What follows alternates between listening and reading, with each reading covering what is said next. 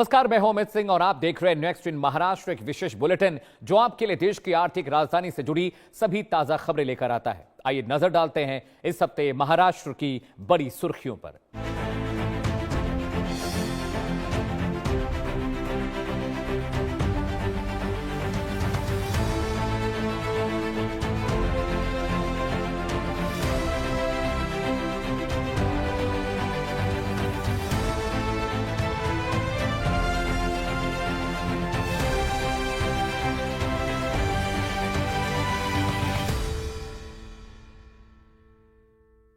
महाराष्ट्र सरकार ने किसानों को बड़ी राहत दी है। मुख्यमंत्री देवेंद्र फडणवीस ने किसान ऋण माफी योजना में बड़ा बदलाव करते हुए पात्र किसानों के लिए ऋण माफी की सीमा बढ़ाकर 2 लाख रुपए कर दी है। खरीफ सीजन से पहले इस फैसले से लाखों किसानों को लाभ मिलने की उम्मीद है।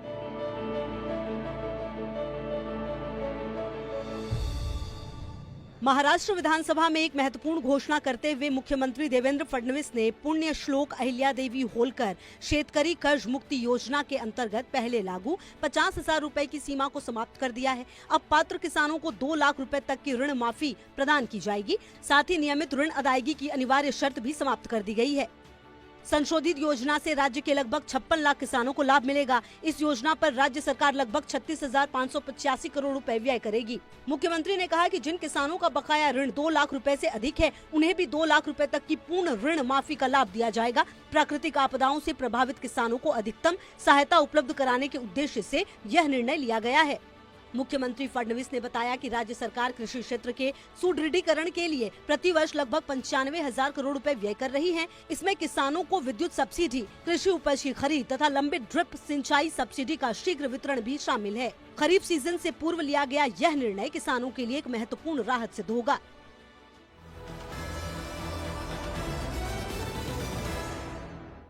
स्वप्न पूर्ति आवास योजना स्वच्छता कर्मियों के सम्मान और उनके जीवन स्तर को बेहतर बनाने की दिशा में महाराष्ट्र सरकार ने एक महत्वपूर्ण पहल की है।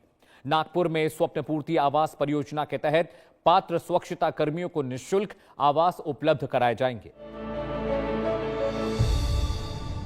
मुख्यमंत्री देवेंद्र फडणवीस तथा केंद्रीय मंत्री नितिन गडकरी ने नागपुर में स्वप्न पूर्ति आवास परियोजना का भूमि पूजन किया। प्रधानमंत्री आवास योजना 2.0 के अंतर्गत संचालित इस महत्वाकांक्षी परियोजना के माध्यम से नागपुर महानगर पालिका के स्वच्छता कर्मियों को निःशुल्क आवास उपलब्ध कराए जाएंगे। यह वर्ष 2019 में किए गए वादे को पूरा करने की दिशा में एक महत्वपूर्ण कदम है।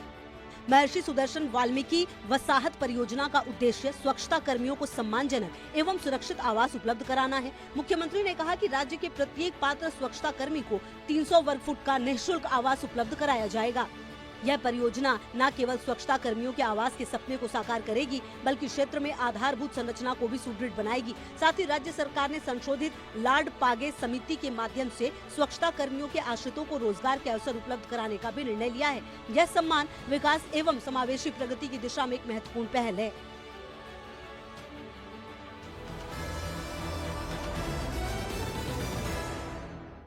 मुंबई बाढ़ नियंत्रण योजना हर वर्ष मॉनसून के दौरान जल भराव की चुनौती से जूझने वाली मुंबई के लिए महाराष्ट्र सरकार ने एक महत्वाकांक्षी बाढ़ नियंत्रण योजना को मंजूरी दी है। 13,000 करोड़ रुपए की इस परियोजना का उद्देश्य मुंबई को अधिक सुरक्षित और जल भराव मुक्त बनाना है। महाराष्ट्र सरकार ने मुंबई के लिए 13,000 करोड़ रुपए की समेकित बाढ़ नियंत्रण मास्टर प्लान को सैद्धांतिक स्वीकृति प्रदान कर दी है। राष्ट्रीय आपदा प्रबंधन प्राधिकरण के साथ कई चरणों की चर्चा के बाद अब विस्तृत परियोजना प्रतिवेदन यानी DPR तैयार किया जा रहा है। उप मुख्यमंत्री एकनाथ शिंदे द्वारा प्रस्तावित इस योजना में पारंपरिक जल निकासी व्यवस्था के आधुनिकीकरण के साथ साथ डिटेंशन टैंक, परमेबल पेवमेंट जैसी प्रकृति आधारित व्यवस्थाओं को शामिल किया गया है, जिससे जल भराव कम होगा तथा भूजल पुनर्भरण को बढ़ावा मिलेगा। इस महत्वाकांक्षी परियोजना का उद्देश्य मुंबई को स्पंज सिटी के रूप में विकसित करना है। वर्षा जल निकासी प्रणाली को सुदृढ़ बनाना, पंपिंग क्षमता में वृद्धि करना तथा नालों में प्लास्टिक कचरे से होने वाले अवरोध को दूर करना है। इस परियोजना के लिए वित्तीय सहयोग केंद्र सरकार, राज्य सरकार तथा बृहन मुंबई महानगर पालिका द्वारा संयुक्त रूप से उपलब्ध कराया जाएगा।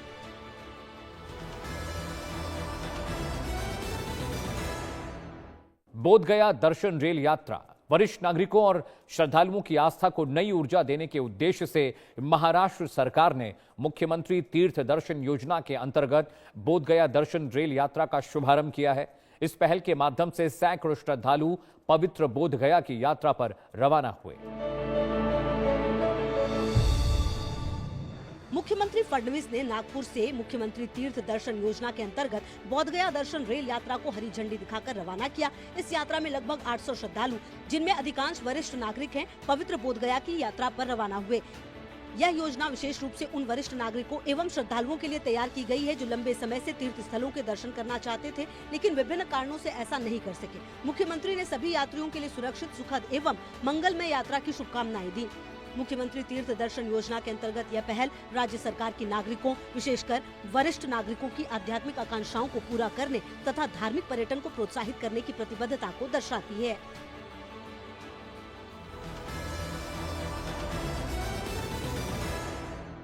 मोशी दुर्घटना पुणे के मोशी क्षेत्र में हुई दुखद दुर्घटना के बाद महाराष्ट्र सरकार राहत एवं बचाव कार्यों पर लगातार नजर बनाए हुए है। उप मुख्यमंत्री सुनेत्रा पवार ने पीड़ित परिवारों से मुलाकात कर हर संभव सहायता का आश्वासन दिया है। इस पूरे घटनाक्रम पर आधारित हमारी ये विशेष रिपोर्ट देखिए। महाराष्ट्र की उप मुख्यमंत्री सुनेत्रा पवार ने मोशी कचरा डंपिंग स्थल पर हुई दुखद दुर्घटना पर गहरा शोक व्यक्त किया। उन्होंने मृतकों के परिजनों के प्रति संवेदना व्यक्त करते हुए कहा कि राज्य सरकार पूरे घटनाक्रम पर लगातार नजर बनाए हुए है।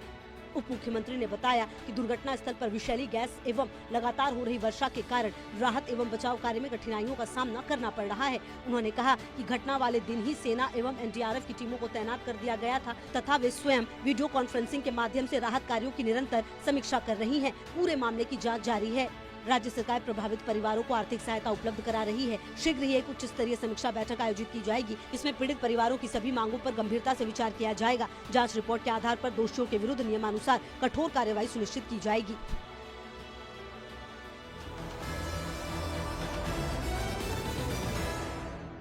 तो यूं थी इस हफ्ते महाराष्ट्र की मुख्य और बड़ी खबरें। आप देख रहे हैं हमारा विशेष बुलेटिन नेक्स्ट इन महाराष्ट्र। देश और दुनिया की तमाम बड़ी खबरों के लिए आप बने रहिए इंडिया न्यूज के साथ।